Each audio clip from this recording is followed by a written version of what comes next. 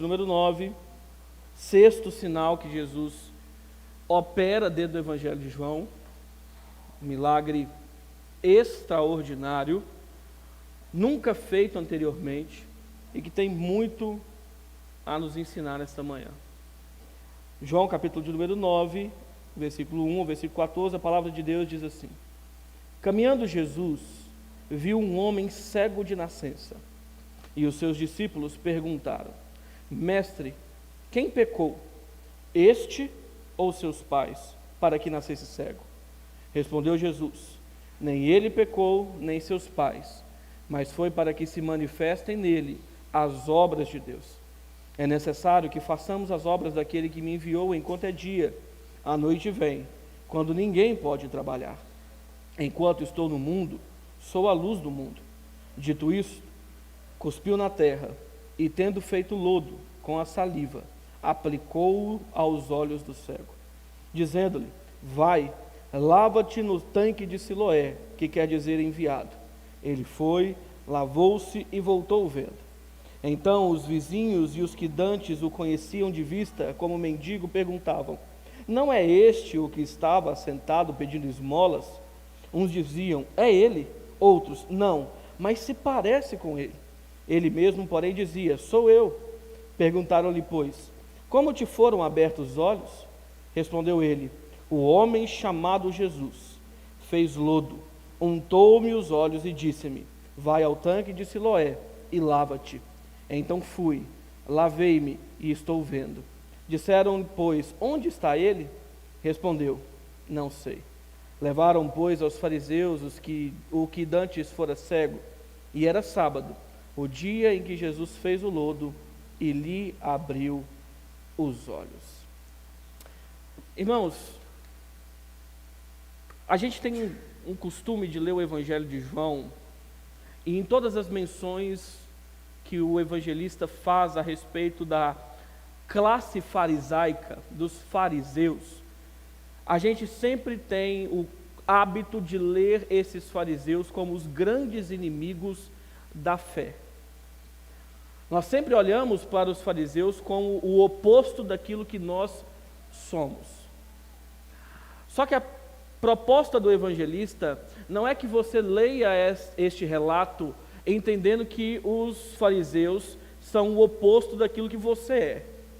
Na verdade, toda a narrativa é construída para nos colocar sempre em posição de identificação, tanto com os discípulos de Jesus, com o cego de nascença, com os fariseus, com os vizinhos do cego, com os pais do cego, para que a gente entenda que nós todos estamos em uma condição de cegueira.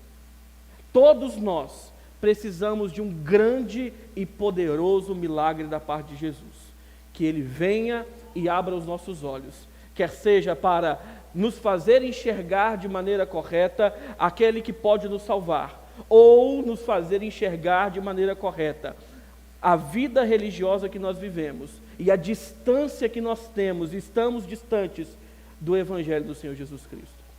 Meu convite a você não é que você escute aquilo que nós vamos pensar a partir do texto, pensando em alguém que poderia estar aqui, que alguém que deveria estar aqui hoje para ouvir essa palavra, mas que a todo tempo você pensasse em si e colocasse a sua própria vida em contraste com aquilo que Jesus está dizendo, porque você vai ficar espantado com o quanto você se parece com todos aqueles que não veem e carecem de visão. O texto começa dizendo que Jesus ele está caminhando. Nós vimos no texto passado que Jesus está ali entre algumas festas. E no seu caminhar, ainda provavelmente em Jerusalém, o texto é muito específico de dizer que Jesus ele vê um homem. Jesus, no meio de uma grande multidão de pessoas que provavelmente estavam em Jerusalém, você sabe muito bem que todo o contexto religioso, festivo de Jerusalém, trazia muitas pessoas. Todas as tribos de Israel, aqui no caso as tribos de Israel já não tinham mais a mesma configuração como tinham no Antigo Testamento, mas ainda assim, as pessoas que estavam espalhadas pela terra de Israel vinham até Jerusalém para comemorar as festas, para cultuar o Senhor. Então a cidade está cheia, lotada de gente. Só que o texto diz que Jesus vê uma pessoa em específico. Jesus olha no meio daquele grande fluxo de gente e encontra um cego de nascença. Só que nesse momento onde Jesus vê o cego de nascença, o texto diz que Jesus ouve um questionamento. Seus discípulos chegam até ele e perguntam: Senhor, mestre, Rabi, quem pecou? Ele, ainda no ventre de sua mãe, ou seus pais? Porque a gente sabe que, de acordo com a lei, Deus é aquele que visita a iniquidade dos pais nos filhos há várias gerações. Nós sabemos que não é possível que alguém seja alvo de uma grande maldição, como nascer sem enxergar, seja sem algum pecado específico, quer seja dele no ventre de sua mãe ou dos seus próprios pais, que fizeram alguma coisa errada e agora esse filho é castigado por tal pecado. E o que o autor está querendo que a gente pense é que existe um grande contraste aqui entre a postura de Jesus e a postura dos seus discípulos. Seus discípulos estão completamente cegos, cegos com o outro e com a dor do outro, cego com a miséria e com a mazela do outro. Porque enquanto Jesus, no meio dessa multidão, e isso não é só com o cego de nascença, isso é com todas as pessoas que Jesus operou algum milagre específico, uma grande obra da parte de Deus, todas as pessoas em que Jesus fez algo grandioso, o texto diz, e Jesus ouviu. Só que os discípulos, apesar de verem, se tornaram cegos à dor do outro. Enquanto os discípulos estavam perguntando, a culpa é de quem? Jesus questionava, o que podemos fazer? Enquanto os discípulos queriam responsabilizar alguém ou alguma circunstância, o pecado daquela pessoa, dar àquela condição uma resposta de pecado, Jesus está preocupado em resolver o grande problema daquela pessoa. Então, quando Jesus olha para aquele homem, Jesus não só enxerga o possível pecado deles, até porque o próprio Jesus diz que não é por causa de pecado, mas Jesus olha para o coração daquele homem desesperado. E enquanto os seus discípulos se preocupam com o externo, Jesus se preocupa com resolver o grande dilema do coração. E naquela obra maravilhosa de resolver uma doença que o impedia de ver, Jesus se preocupava em abrir os olhos do coração para que ele pudesse ver. Nós caminhamos cegos demais, irmãos, com a dor do outro. Nós caminhamos cegos demais com a mazela do outro. Nós estamos o tempo inteiro preocupados em enxergar no outro os seus grandes, terríveis pecados. Quando vemos as consequências desses pecados na vida dos nossos irmãos, o nosso coração, ao invés de estender a destra da misericórdia, sempre procura apontar o dedo da acusação. Nós nunca estamos dispostos a oferecer aos nossos irmãos um apoio para caminhar. Nós nunca estamos dispostos a caminhar com este irmão em discipulado, em cuidado, em amor, conduzindo ele àquele que pode resolver o seu problema. Nós estamos preocupados demais em atribuir a ele as culpas de suas faltas. Nós estamos preocupados demais em apontar o dedo e dizer e mostrar para aquela pessoa o quão pecadora ela é. E aqui eu não estou entrando no mérito do não julgueis, eu detesto essa vertente do não julgueis. Que a Bíblia manda você julgar segundo a reta justiça, manda você julgar segundo as Escrituras, mas o problema não é o julgar segundo as Escrituras, o problema é você se tornar o juiz daquela pessoa, você se tornar o padrão daquela pessoa, e parar de olhar para ela como alguém tão cego quanto você, de não enxergar que ela depende, precisa tanto de Jesus quanto você,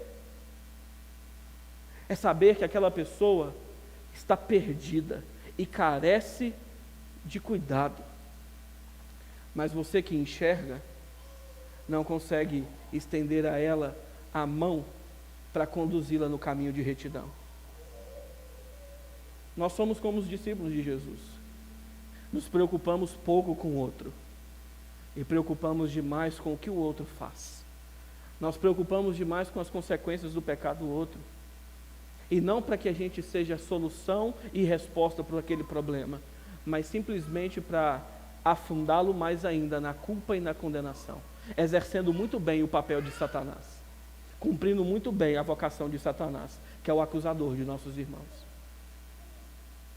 Assim como esses discípulos, nós carecemos de ver.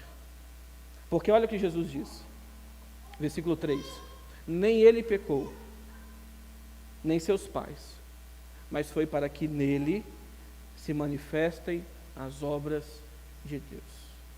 É necessário, versículo 4, que nós façamos as obras daquele que me enviou, enquanto é dia. Porque a noite vem, e quando ela vem, ninguém pode trabalhar. Jesus responde para aqueles discípulos: olha, vocês estão fazendo a pergunta errada. Vocês estão criando um falso dilema que ele não existe. Não é apenas essas duas opções. Não é só se ele ou os pais pecaram. Existe algo maior. Existe um propósito melhor para que esse homem esteja nessa condição. E é para que o próprio Deus opere nele obras grandiosas. Se por um lado a cegueira, assim como todas as mazelas do mundo, são a justa condenação do mundo que caiu, e de alguma maneira a gente pode dizer que toda doença, toda mazela, todo problema do mundo, ele é consequência do pecado lá atrás, original, e ele é alvo sim, a consequência direta da ira de Deus. Jesus está dizendo: agora será revelada nele não só o poder de Deus condenar o pecado dos pais, dos primeiros pais, de Adão e Eva, mas agora de mostrar como que ele é poderoso para recriar naquele homem que caiu, naquele homem que está alvo agora das mazelas do pecado. Então agora, esse homem que está assim, ele está para que Deus seja glorificado nele. A gente tem dificuldade demais de enxergar isso. A gente enxerga sempre a dor como um fim em si mesma, como grande final da história. Mas Jesus diz que existe um propósito maior para todas as mazelas da nossa vida. E esse propósito é para que Deus seja exaltado em nós, para que Deus seja glorificado em nós, por nós e através de nós. A doença não é o fim da história de ninguém. As consequências da queda não dizem respeito com o fim da sua jornada. Mas existe um porém, que quando acontece, resolvem todos os problemas. Não é que Jesus vai curar todas as enfermidades, não é que Jesus vai livrar você de todas as consequências do pecado, não é que Jesus vai passar pano para o seu pecado, mas Ele é capaz de abrir os seus olhos para que você caminhe naquela estrada que te conduz à Nova Canaã. Quando Jesus entra na história, e é o que acontece com ele, Deus é glorificado naquele cego. Quando ele, além de abrir os seus olhos físicos, ele também abre os seus olhos espirituais. Jesus dá um novo sentido para a história desse cego. Deus dá um novo propósito para a história desse cego. E esse propósito começa no grande milagre que Jesus operaria. Enquanto seus discípulos estão preocupados com o porquê, Jesus está preocupado em como resolver, como dar sentido, como dar propósito, como dar agora uma nova história a esse homem que está sofrendo. E Jesus fala que isso não deveria ser algo apenas que ele faria, porque isso é uma obra dele, ele faz. Mas Jesus chama consigo todos os seus discípulos. E ele diz: é necessário que nós façamos. Não é algo exclusivo que ele reservou para si, mas é algo que ele estende aos seus, para que os seus caminhem também em resposta àqueles que perecem. Seus discípulos deveriam entender que o serviço, que a misericórdia, que a apresentação do Evangelho, que estar pronto a oferecer ao pecador o caminho de redenção, mostrar para ele como que ele pode ser salvo, não é algo que nós deveríamos ter como opcional, faz parte de quem somos. Opcional é você escolher a roupa que você veio aqui hoje. a comida que você vai comer daqui a pouco. Opcional é com quem que você vai casar, ou com quem que você vai deixar de casar. Isso é opcional para a sua vida. Pregação do Evangelho, ser misericordioso, ter um olhar de compaixão para com o outro, isso não é opcional dentro da vida cristã. Isso é parte da vida cristã. Estar pronto a oferecer ao outro o caminho que o dia nos abriu os olhos, deveria ser a coisa mais urgente que nós fazemos, porque faz parte da nossa missão. Jesus diz, é necessário que nós, mestre e discípulos, porque Ele não reservou isso para Ele, reservou para a sua igreja, façamos as obras de Deus, enquanto é dia. E dia aqui, a ideia do dia e noite tem a ver com vida e com morte. Enquanto você está vivo, você consegue fazer. Você morreu, acabou. Então, enquanto é dia, faça. Aquilo que é mais urgente para você hoje não é estar preocupado com o que você vai comer, é quantas pessoas você vai poder ver e ofertar a elas o caminho de redenção. Essa é a maior preocupação sua, ou pelo menos deveria ser, já que é discípulo de Jesus, já que é parte do corpo de Jesus, já que segue Jesus os seus caminhos. A sua maior preocupação, a sua maior urgência não deveria ser consigo, mas com aqueles que estão perecendo. Lembram que o Senhor diz para Ezequiel: se eu dizer a você que o pecador está morrendo em seu pecado, e você não o avisar, ele vai morrer no pecado dele, mas o sangue dele eu vou requerer de você. Quantas pessoas passam diante de nós, cheias dos seus dilemas, cheias de suas misérias, e nós somos incapazes de mostrar para ela o caminho que nos alcançou um dia.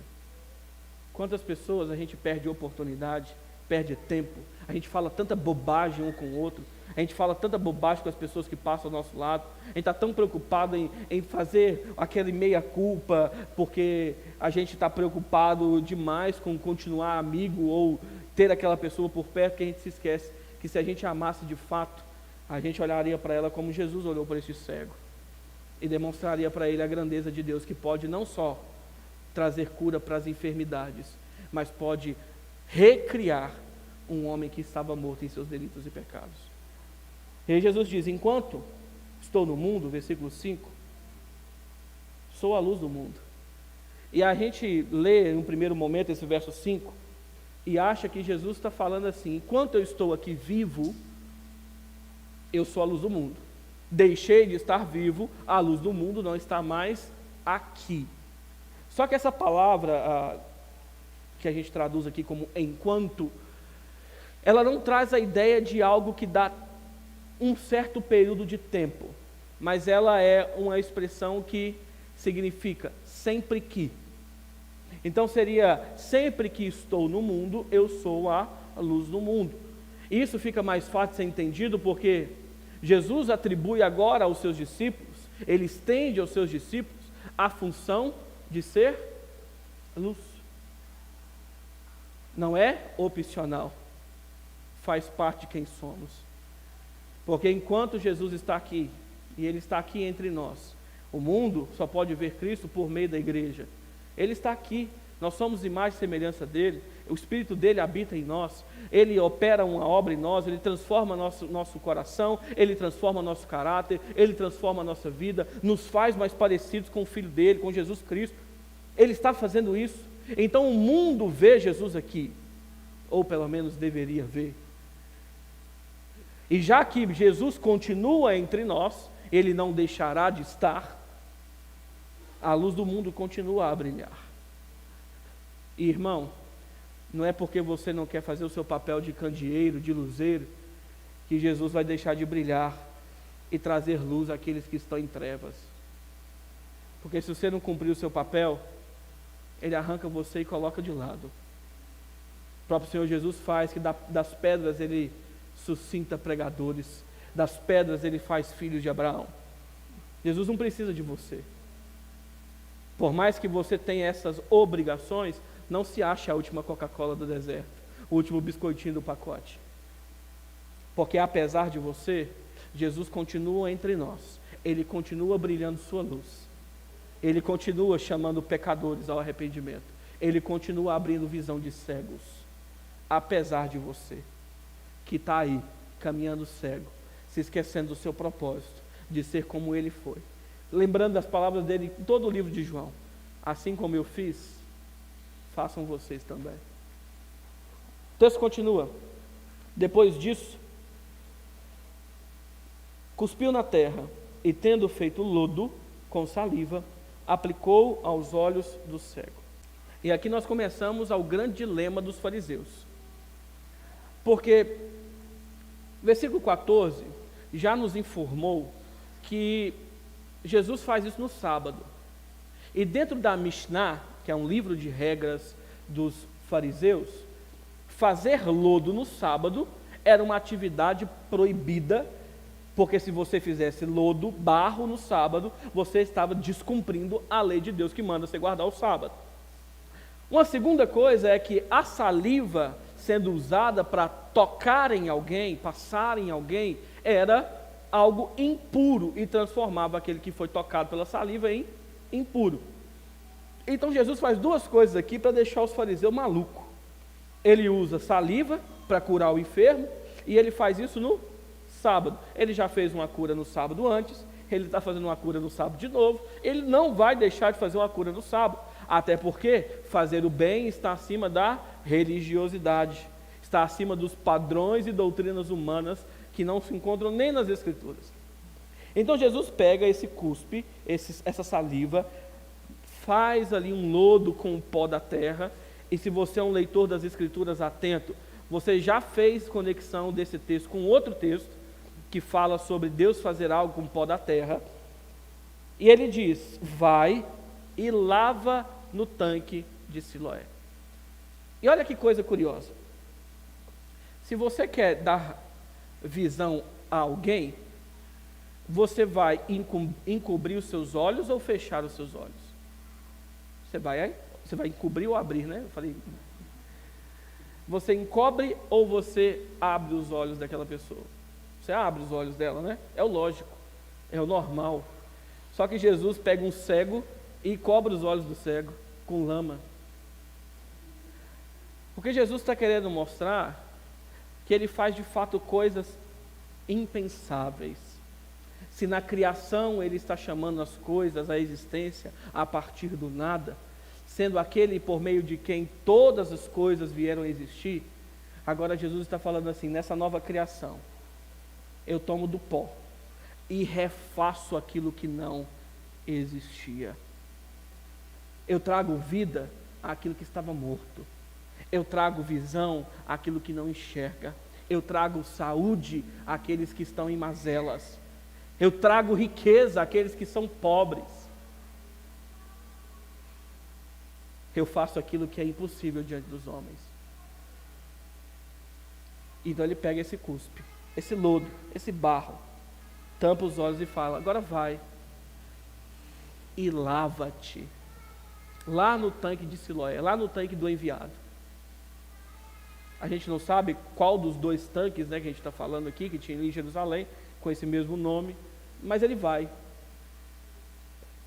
E Jesus faz igualzinho o profeta faz, quando manda Naamã se lavar 7 vezes no rio, para remover a sua impureza. Jesus manda ele se lavar, afinal de contas, só há possibilidade de enxergarmos, voltarmos a ter visão espiritual, voltarmos a ter propósito, sentido, ter vida, se uma vez nós passarmos pela lavagem do Espírito de Deus.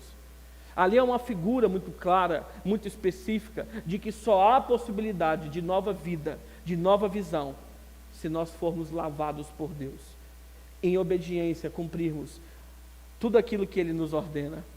Porque esse homem não precisava acreditar nas palavras de Jesus.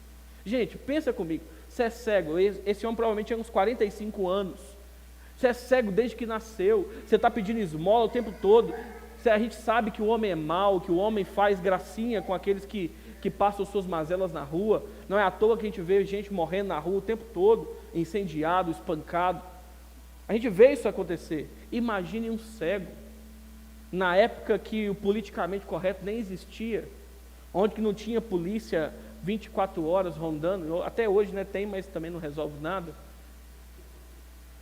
Mas naquele tempo, era pior do que é hoje.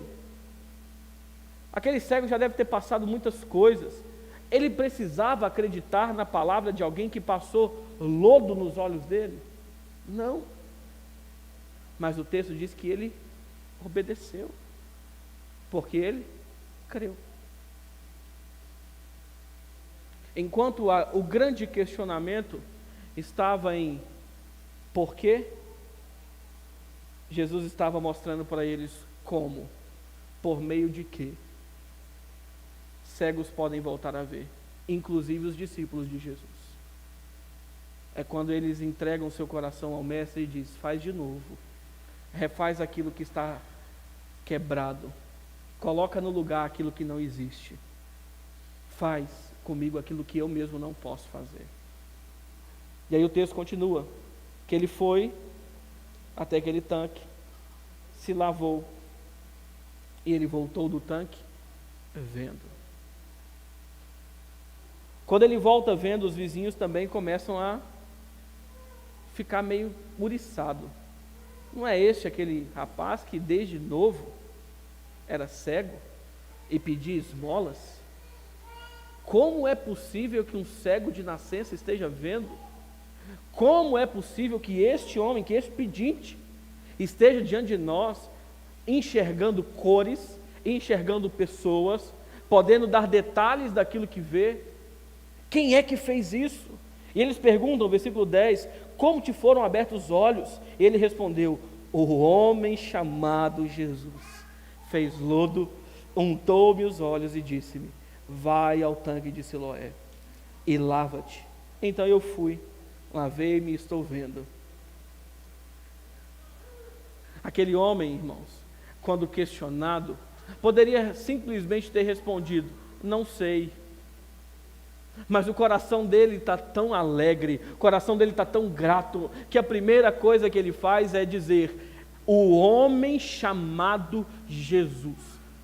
Esse homem sabe quem é Jesus, ele sabe que os fariseus perseguem Jesus, eles sabem que existem sérias consequências por aqueles judeus que falarem e crerem no nome desse Jesus.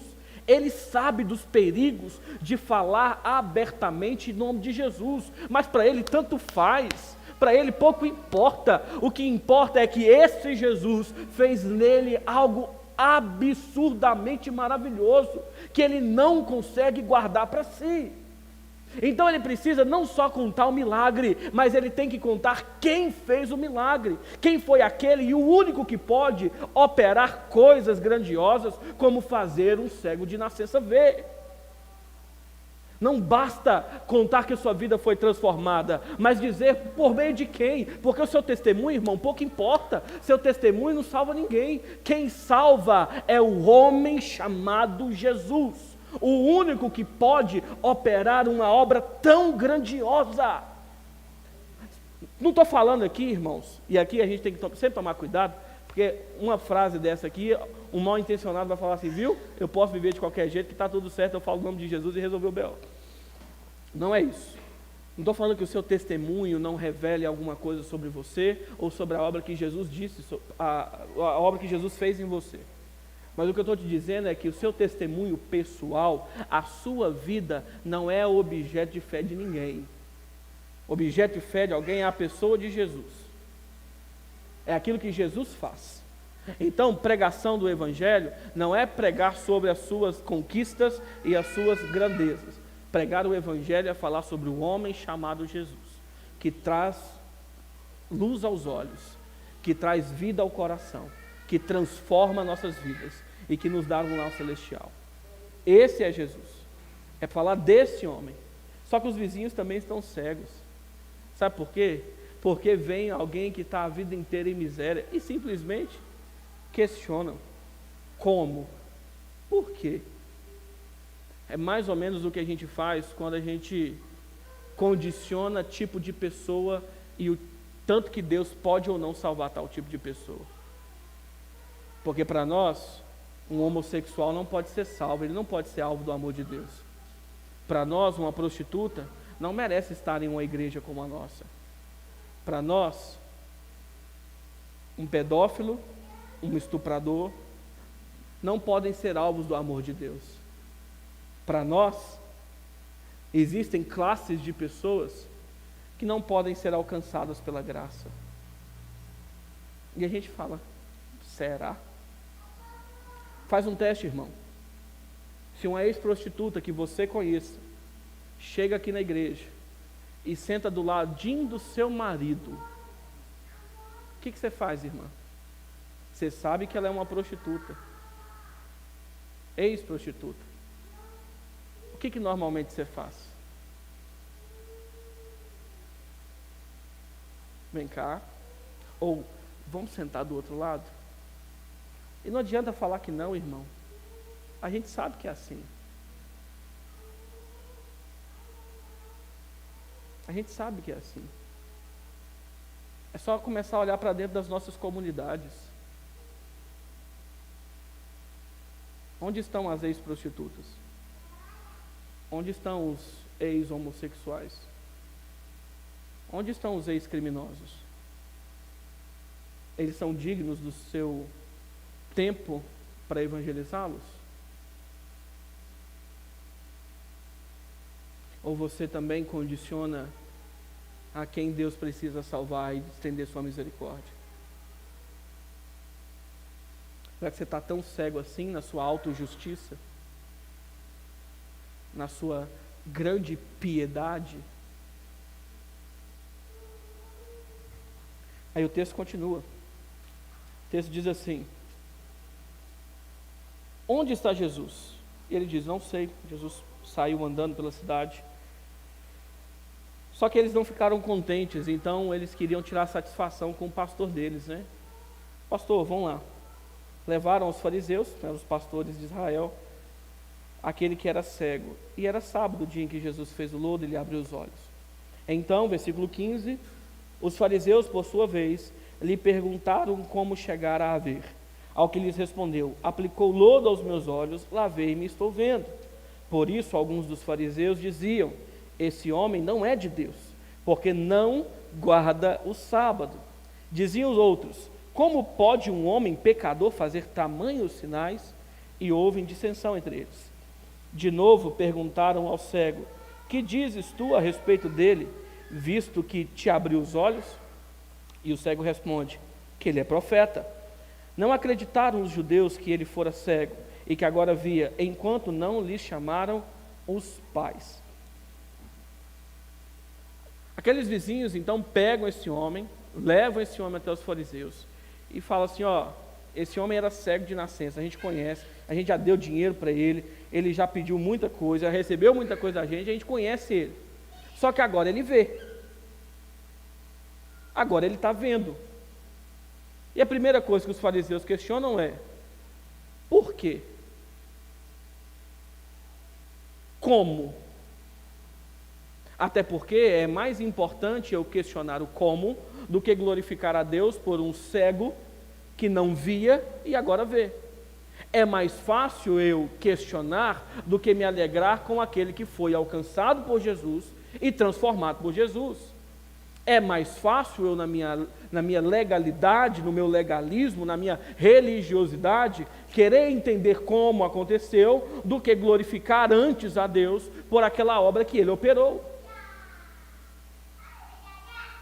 E os fariseus fazem exatamente isso. E quando eles ouvem que foi Jesus quem transformou aquele cego, que deu vida àquele cego, eles diziam, impossível. Porque primeiro, ele fez isso no sábado. E como pode um transgressor da lei operar maravilhas da parte de Deus? Como pode ele fazer barro no sábado? Segundo as leis da Mishnah, não as leis da Escritura, mas as leis que nós estabelecemos. Como pode ele, não cumprindo o padrão teológico, social que nós estabelecemos, como pode ele, não sendo o padrão perfeito da minha religião, fazer algo desse tamanho e atribuir a Deus? Só que agora Jesus começa a confundir esses homens. Porque enquanto uns questionam sua obra no sábado, outros dizem: é impossível que um pecador faça algo desse tamanho. Como pode um pecador, versículo de número 16, fazer tamanhos sinais?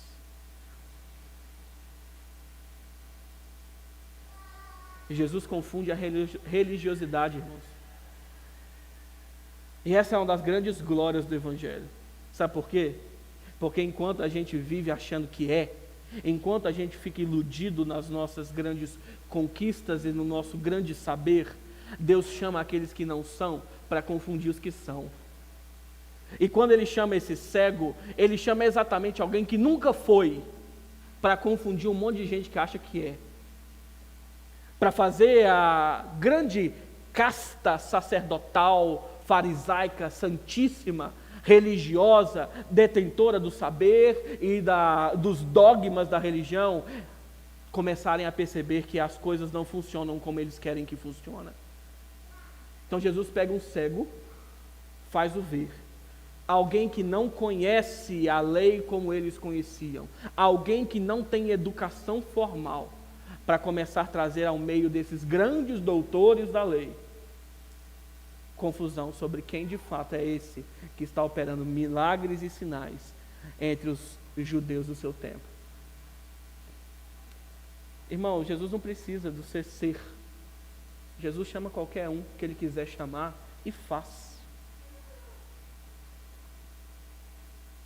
Seu grande conhecimento teológico, ele é até legal, mas não é determinante para que Jesus faça ou deixe de fazer alguma coisa.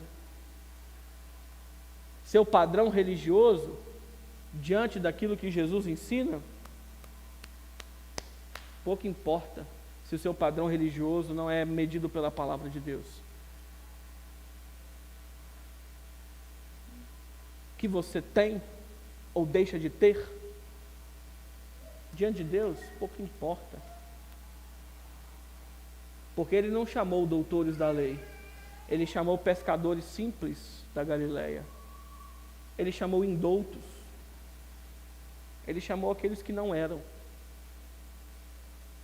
para confundir de fato aqueles que se achavam. Eu sou apaixonado por uma das orações de Jesus, que está ali em Mateus capítulo 11, e que todas as vezes que eu leio, eu me espanto. Porque Jesus em Mateus 11, antes de fazer o grande convite da graça, onde Ele diz: venham a mim todos vocês que estão cansados e sobrecarregados, Jesus agradece ao Pai por algo. Ele diz assim: graças te dou, ó Pai, porque ocultaste estas coisas dos sábios e instruídos, mas revelaste essas coisas aos pequeninos. Deus não tem compromisso com o seu saber. Ele pode usar qualquer um, apesar do quanto sabe. A gente tem que abandonar essa cegueira de achar que a gente precisa ser, quando na verdade aquele que faz apesar daqueles que não são. Quem pode bater no peito e dizer eu sou, é Jesus Cristo. Aquele que pode dizer no meio da sarça, eu sou o que sou, é só o nosso Senhor. É Ele quem é. Nós somos meros coadjuvantes na grande história desse grande protagonista. Ele usa quem quer, quando quer, da forma que quer, do jeito que quer. Sua religiosidade, irmão, precisa ser quebrada hoje, para que você comece a enxergar o outro como Jesus enxergava os miseráveis do seu tempo. Então eles continuam, versículo 18: não acreditaram os judeus que ele fora cego e agora via, enquanto não lhe chamaram os pais, e os interrogaram: é este o vosso filho, de quem dizeis nasceu cego? Como, pois, vê agora? Então os pais responderam: sabemos que este é nosso filho e que nasceu cego, mas não sabemos como vê agora, ou quem lhe abriu os olhos, também não sabemos. Perguntai a ele: idade tem, falará de si mesmo. Isso disseram seus pais, porque estavam com medo dos judeus, pois estes já haviam assentado que, se alguém confessasse ser Jesus o Cristo, que fosse expulso da sinagoga. Por isso é que disseram os pais: ele idade tem, interrogai-o. Então chamaram pela segunda vez um homem que fora cego e lhe disseram: dá glória a Deus, nós sabemos que este homem é pecador. Ele retrucou: se é pecador, não sei. Uma coisa eu sei: eu era cego e agora vejo. Perguntaram-lhe, pois, que te fez ele? Como te abriu os olhos? Ele lhes respondeu: já vos disse, e não atendestes. Por que quereis ouvir outra vez? Porventura quereis vós também tornar-vos seus discípulos? Então os injuriaram e lhe disseram: discípulo deles és tu, mas nós somos discípulos de Moisés. Sabemos que Deus falou a Moisés, mas este nem sabemos de onde é. Respondeu-lhes o homem: nisto é de estranhar que vós não saibais de onde ele é. E, contudo, me abriu os olhos. Sabemos que Deus não atende a pecadores, mas pelo contrário, se alguém teme a Deus e pratica a sua vontade, a este atende. Desde que há mundo, jamais se ouviu que alguém tenha aberto os olhos a um cego de nascença. Se este homem não fosse de Deus, nada poderia ter feito. Mas eles retrucaram: tu és nascido todo em pecado e nos ensina a nós? Se não bastasse questionar aquele homem dentro dos padrões de sua religiosidade, os fariseus começam agora a interrogar aqueles que talvez poderiam dizer a verdade, que eram os pais daquele menino, daquele homem. Então questionam: esse menino é filho seu mesmo? Ele era cego mesmo de nascença? É verdade essa história de que ele nasceu sem enxergar e agora vê? Como aconteceu? Quem fez isso? Só que os pais desse homem não tiveram coragem de falar o que eles deveriam falar. Porque primeiro, eles sabiam quem era que tinha feito aquele milagre, eles sabiam como, e eles conheciam seu filho. Só que por medo de perderem os caprichos que a vida comum no judaísmo os daria, eles preferem terceirizar a responsabilidade. Então eles dizem: olha, esse é nosso filho, ele era cego, mas agora ele tem idade, pode perguntar para ele, ele vai responder para vocês. Agora o menino, o filho, o homem, ao contrário dos seus pais, quando ele é questionado pelos fariseus, ele pouco se importa com as perdas do judaísmo.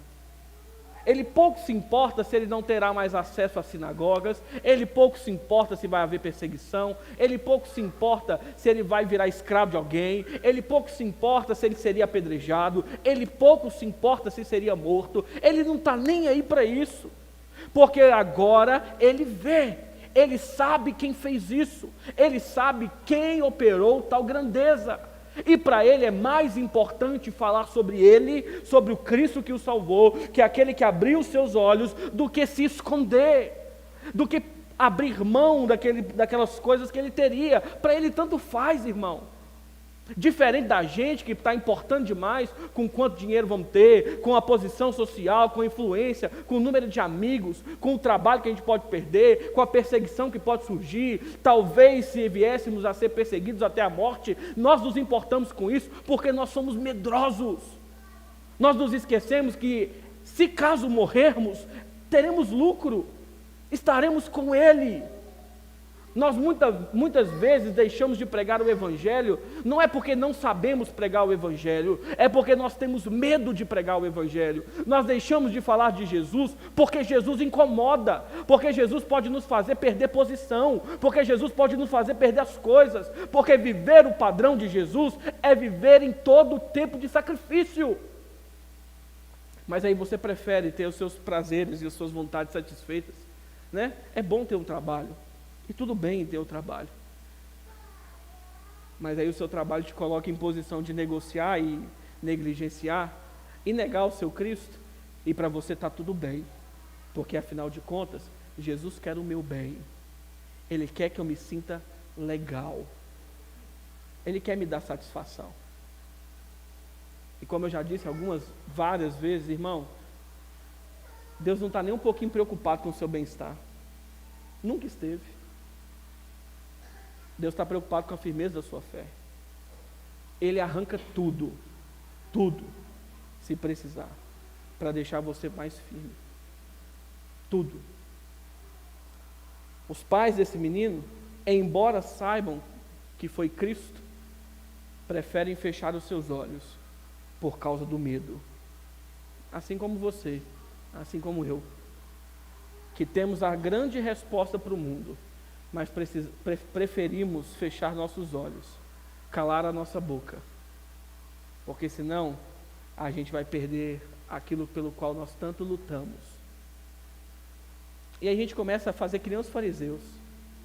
A gente começa a falar, se eu fizer por esse caminho, não tem problema. Se eu fizer dessa forma, está tudo certo. O que importa é eu conseguir. Tudo é negociável. Tudo pode ser feito dentro da minha cegueira religiosa. Talvez você está aqui e tenha 20, 30, 40 anos de igreja e continua cego dentro da sua religiosidade, dentro do seu medo de perder, dentro da sua hipocrisia. E está precisando hoje, urgentemente, lembrar daquele que pode trazer visão e vida. Porque olha o que acontece. Os fariseus são doutores da lei. Eles enxergam. Só que eles se fazem cegos. E é assim que Jesus vai os definir. E é necessário que um homem que era cego e passa a ver, ensine para eles sobre Jesus. Só que eles não têm argumentos contra esse homem. Eles não têm argumentos contra aquele que não é, contra o cego de nascença. Nisto, versículo 30, é de estranhar que vocês não saibam de onde ele é. Contudo, ele me abriu os olhos. Sabemos que Deus não atende a pecadores. Pelo contrário, se alguém teme a Deus e pratica a sua vontade, a este atende. Desde que há mundo, jamais se ouviu que alguém tenha aberto os olhos de um cego de nascença. Se esse homem não fosse de Deus, nada poderia ter feito. Não há nenhum registro no Antigo Testamento, não há nenhum registro nos apócrifos e pseudepígrafos, não há nenhum registro nos escritos dos povos ao redor de Jerusalém, no Antigo Oriente, não há nada, nem coisa literal e nem mítica, que registre alguém que era cego de nascença e que viu, passou a ver. E esse homem sabe disso, ele sabe dessa realidade, então ele diz, é impossível que alguém tenha me dado olhos, porque o que Jesus fez, irmão, não é abrir algo que estava ali, Jesus criou algo que não existia ali, Jesus fez uma nova criação em um ser corrompido e manchado pelo pecado. Ele usou muito poder da parte de Deus para trazer visão àquele homem. Só que esses homens, sabendo dessa realidade, esses cegos, fariseus, religiosos, sabendo que não era possível alguém realizar tal coisa se não fosse da parte de Deus, preferem cegar o entendimento deles. A gente sabe, irmão, que nenhuma conversão pode acontecer se não for da parte de Deus. A gente sabe que ninguém passa a ver se não for da parte de Deus. A gente sabe que ninguém é regenerado se não for da parte de Deus. Mas a gente prefere não ver e anular a verdade de que Jesus pode fazer com qualquer um aquilo que ele bem entender fazer. Ele pode dar vida a qualquer um. Sabe essa história de fulano não tem mais jeito? Eu sei, irmão, eu sei que tem gente que dá uma canseira na gente. Eu sei que tem irmãos que é só a misericórdia de Deus. Eu sei. Mas se teve jeito para você, irmão, tem jeito para ela. Porque quem opera essa transformação não somos nós. Porque enquanto for nós, nunca vai ter jeito. Mas quando nós entendermos que quem dá vista aos cegos, que quem regenera o coração, quem transforma vidas, quem santifica pecadores é Jesus Cristo, aí nós vamos ter esperança. Que por mais difícil que seja, Jesus pode dar jeito daquela história. Ele é o carpinteiro da Galileia. Ele pega pau que nasceu torto, endireita. Ele lapida, ele transforma. Ele transforma de fato pessoas. A gente não pode ser como os tais fariseus e prefere cegar o coração e ver que aquela obra é de Deus, é de Cristo. É Ele quem está ali, simplesmente porque não está adequado aos nossos padrões. Eu lembro que no meu período de seminário, eu estava trabalhando numa congregação ali numa igreja ali no bairro Santa Cruz. Antes de eu ir para Neves, eu estava em 2016 e metade de 2017 ali na igreja presbiteriana de Santa Cruz. E eu vim do interior, irmãos. E igreja de interior é cheia de padrões específicos de gente que pode estar na igreja. E chego eu no meu primeiro domingo que eu ia pregar, todo arrumadinho, terno, gravata, bacaninha, e senta do meu lado um rapaz que ele só não tinha tatuagem no olho e piercing, para tudo quanto é canto ele tinha piercing. Quando ele sentou do meu lado, ele olhou para mim e falou assim: boa noite, a paz do Senhor. Eu falei assim: que? Boa noite, paz do Senhor. E aquilo eu entrei em crise, irmão, porque eu nunca vi. No interior não existe isso. Fazer uma tatuagem é praticamente você assinar a sua carta de demissão da igreja.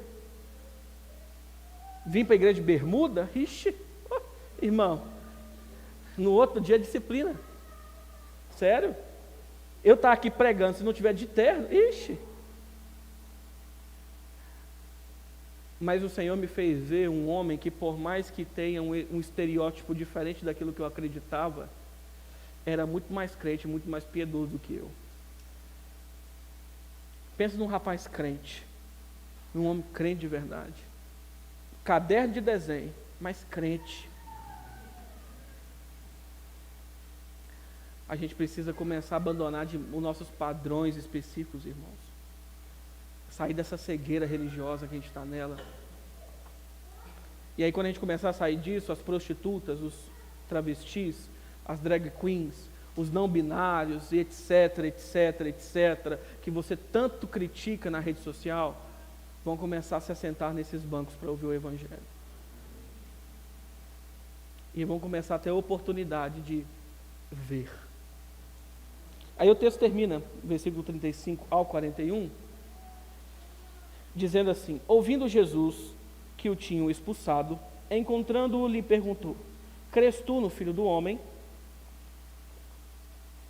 Você crê no Cristo, no Messias? Ele respondeu: quem é, Senhor, para que eu nele creia? E Jesus lhe disse: já os tens visto, é o que fala contigo. Então afirmou: creio, Senhor, e o adorou. Prosseguiu Jesus: eu vim a este mundo para juízo, a fim de que os que não veem, vejam, e os que veem se tornem cegos. Alguns dentre os fariseus que estavam por perto dele perguntaram-lhe: acaso também nós somos cegos? Respondeu-lhe Jesus: se fosseis cegos, não teríeis pecado algum, mas porque agora dizeis nós vemos, subsiste o vosso pecado. A história encerra com aquele homem adorando Jesus em público, porque tudo que acontece aqui não acontece em um lugar reservado, tudo aqui é público. E esse homem que era cego de nascença, que teve essa grande operação milagrosa da parte de Deus, que agora vê, encontra-se com Jesus. Jesus o encontra, para ser mais específico. E aí Jesus questiona ele: você crê no Filho do Homem? Você crê no Messias? E ele pergunta: quem é ele? E Jesus revela: eu sou ele. E esse homem crê, genuinamente. E essa operação de crer já começou lá atrás, quando ele obedece ao mandamento desse homem e recebe esse milagre. E agora ele concretiza a sua declaração pública de fé: eu creio, e o adora. E os fariseus estão lá. E aí Jesus diz: olha, eu vim no mundo como juiz desse mundo. Eu vim para julgar o mundo. Sim, ele veio e amou o mundo, amou de tal maneira que deu seu Filho, para que todo aquele que nele crê não pereça. Sim, ele veio para estender aos ofensores a destra de perdão. Ele veio para se sacrificar em favor do seu povo, mas também ele veio como juiz de toda a terra. E quando Jesus chega, duas coisas podem acontecer. Ele pode nos fazer ver, ou pode nos cegar mais uma vez. Porque ele diz assim, e é engraçado porque Jesus não está falando de pessoas que consideram-se cegos. São pessoas que não se acham cegos. Pessoas que estão cegas na sua religiosidade, mas se entendem como os grandes parâmetros da fé. São pessoas que se dizem crentes, mas vivem uma vida porca, com uma ausência de santidade, mas justificam ela dentre as suas entrelinhas da lei, que justificam seus padrões à margem da lei. Então, estou certo. É a grande máxima, né, dos hipercalvinistas: uma vez salvo, salvo para sempre. Eu vivo do jeito que eu quiser e está tudo certo. Só que não é bem assim. Então, esses que se acham não cegos, esses que declaram ver, quando Jesus se manifesta, são cegos, são revelados como cegos. À luz das Escrituras, eles percebem que eles nunca viram, mas aqueles que nunca enxergaram, que vivem perdidos, carentes de um milagre, quando Jesus chega, passam a ver. Quando a luz do mundo brilha, toda treva se dissipa. Quando a luz do mundo brilha, as escamas dos olhos caem. Quando a luz do mundo chega, a real transformação, a vida de verdade. Então, irmão, eu não sei que tipo de cegueira que você está nela hoje. Talvez seja na sua indiferença com o outro, talvez seja na sua indiferença com a transformação do outro, talvez seja na sua religiosidade, talvez seja pelo medo de perder aquilo que você pode vir a perder. Mas existe uma resposta para toda cegueira, e ela é Jesus Cristo de Nazaré. É a luz do mundo que veio para brilhar em nossas trevas. Mas, irmão, não se engane. Quando ele brilhar, quando as escamas dos olhos caírem, não tem um caminho diferente para seguir. Esse caminho é um caminho de sempre obediência e adoração. Sempre. O cego, quando passou a ouvir as palavras de Jesus que o ordenava fazer, obedeceu. Diante dos seus acusadores, obedeceu. Diante da pessoa de Cristo, se prostrou e adorou. E talvez você está aqui, e aí você chegou aqui ao final e... Não, eu não sou cego, eu estou vendo muito bem. Mas você não obedece e não adora. E adoração é muito mais do que isso aqui.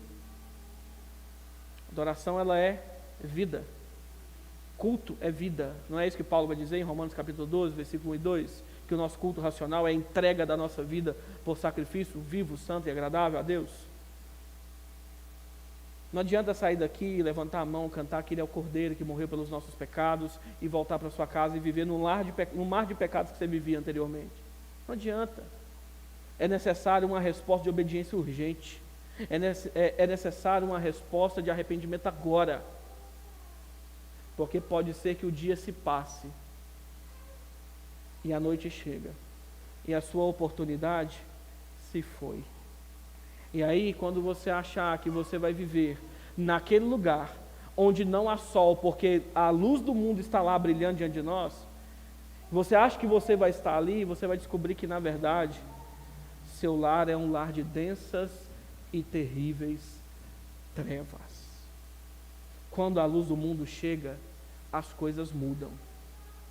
Quando Deus dá visão aos cegos, a vida transforma em obediência e adoração.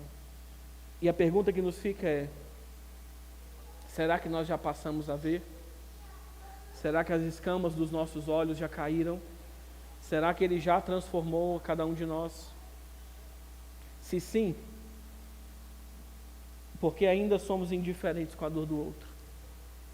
Por que ainda nós estabelecemos padrões de quem Deus pode ou não pode transformar?